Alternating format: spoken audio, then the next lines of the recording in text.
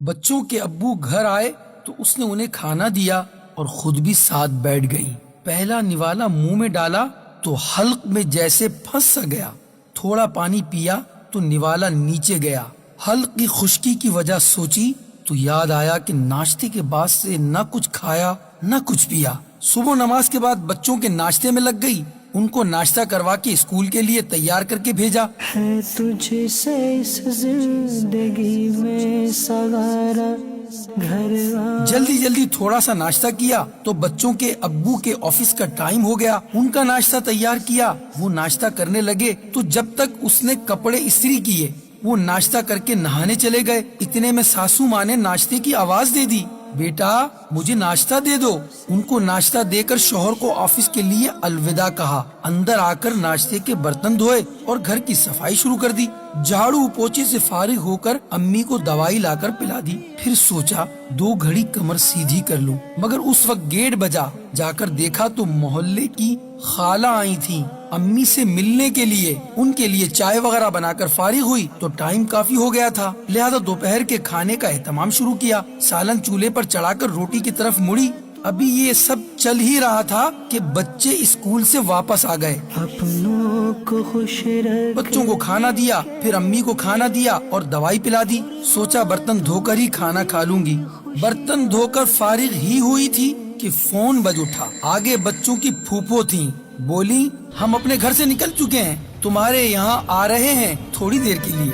بس پھر کیا تھا، کھانا وانا سب بھول گئیں اور ان کی دعوت کا انتظام شروع کر دیا۔ اپنوں کو ان سے فارغ ہونے تک شام کے 5 بج گئے اور پھر شام کی چائے وغیرہ کا چکر شروع ہوا اور تقریباً 7 بجے پھپھو کو الوداع کہا۔ کمر ٹوٹ رہی تھی، سر درد کر رہا تھا، مگر سوچا بیٹھنے سے پہلے برتن وغیرہ نمٹا دوں، پھر کمر بھی سیدھی کر ہی لوں گی۔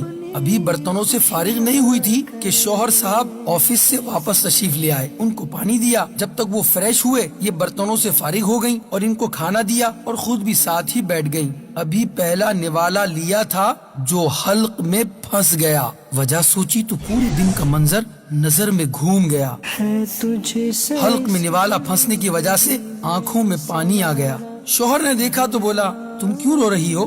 اس نے کمال ضبط کا مظاہرہ کرتے ہوئے کہا کچھ نہیں ہوا۔ شوہر ہنس دیا اور اکتاہٹ سے بولا ایک تو تم عورتوں کی بھی کچھ سمجھ نہیں آتی، ذرا سی بات پر بس رونا شروع کر دیتی ہو۔ صبح سے اب اس کا ضبط جواب دے چکا تھا، اس کی آنکھوں سے آنسو نکل پڑے تھے۔ یہ دیکھا تو شوہر چڑھ کر بولا اچھا اب بس بھی کرو، کھانا خراب نہ کرو میرا۔ وہ جلدی جلدی آنسو صاف کرنے لگی۔ ابھی وہ آنسو پہنچ ہی رہی تھی کہ امی کی آواز آئی بیٹا مجھے بھی کھانا کھلا دو۔ وہ اٹھی اور پھر اپنے کام کی طرف چل دی۔ کو خوش رکھ یہ ہمارے معاشرے کے تقریباً ہر گھر کا منظر ہے، لہٰذا اپنی بیویوں کا خیال کیجیے کہ وہ آپ کے بچوں کی آیا بھی ہے، استانی بھی ہے، گھر کی مالی بھی ہے، گھر کی چوکیدار بھی ہے، آپ کی خزانچی بھی ہے اور مالج بھی ہے۔ اس کی قدر کیجیے، اس کے ساتھ بھلائی کا معاملہ کیجیے۔ نبی کریم علیہ الصلوۃ والسلام نے فرمایا میں تمہیں عورتوں کے بارے میں بھلائی کی وصیت کرتا ہوں۔ غور کیجیے اور خوب غور کیجیے، اپنی زندگی کا جائزہ لیجیے، اپنے گھر کا جائزہ لیجیے، کہیں ایسا تو نہیں کہ آپ کے ساتھ بھی ایسا ہی معاملہ ہو۔ قدر کیجیے، کل آپ کی بھی قدر کی جائے گی۔ سہارا بنیے، کل آپ کو بھی سہارا دیا جائے گا۔ گھر آنگن کو تو نے سنوارا